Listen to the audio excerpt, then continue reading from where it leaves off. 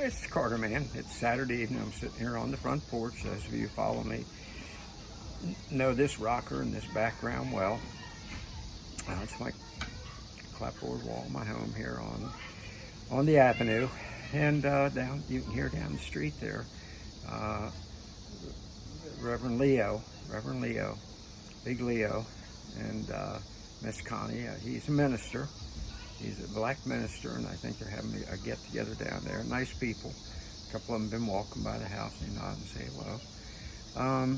And let me tell you what's happened over the last 20 minutes or so, because it's indicative of what America really is, okay?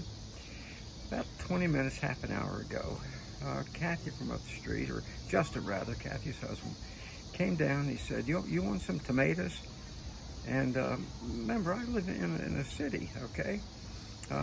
And I said, yeah, sure. He said, I got a bunch here. Take as many as you want. I reached in and got about half a dozen, a little more. And he reached in and said, here, take a couple more of them. Take a couple more of them. And just neighborly. And if you looked at him, he's a man. He and his wife started out as fresh out of high school, bought the first home, remodeled it, sold it. Now they're a pretty good business. Darn good business, matter of fact. But they're just down-home types. And if you looked at him, and this is the point I'm going to be making here, and if you looked at him, you'd know that. It's good people. And a little bit later, his wife, Kathy, who I mentioned earlier, came up.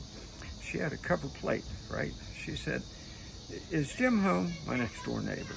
I said, yeah, I think he is, because the electrician's working on his basement. She said, well, I got some chicken and potatoes and all for him from a picnic we went to earlier. And she said, I know Jim doesn't cook much. Jim's about 80, great guy. And she said, so we want to take us over to him. And she went and knocked on the door, and Jim came to the door. And, hey, Carter, hi, Kathy. And she said, here, I got this for you. Neighborly. And if you looked at her, you'd say, that's a nice person. Again, I'm making a point here, right? And the same with Leo down the street. The horn that just honked, that's Lou, sweet Lou, lives across the street from me, black guy. Nita's been sick. We've been praying hard for her all up and down the block here. And it's just a neighborhood, okay?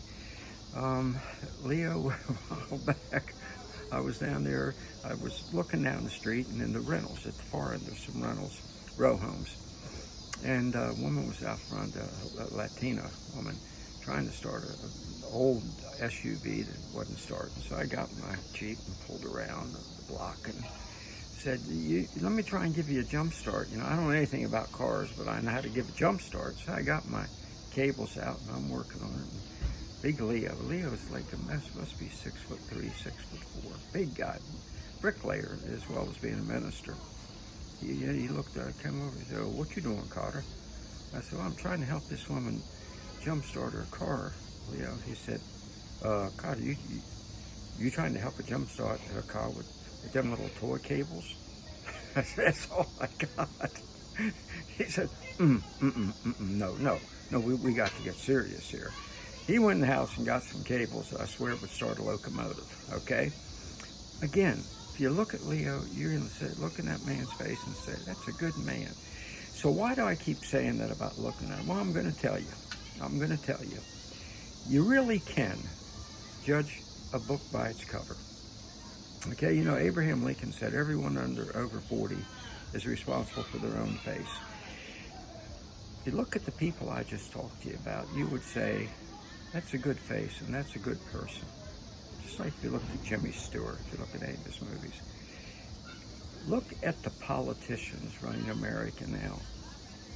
If that isn't the most sleazy and slick-looking, smarmy bunch of people that ever, I don't know, they cursed the face of the earth. I'm sorry. I don't know who is. You can look at them and know what they are. You can look at them and know what they are. Don't undersell yourself on that, folks. In America, we've always known that.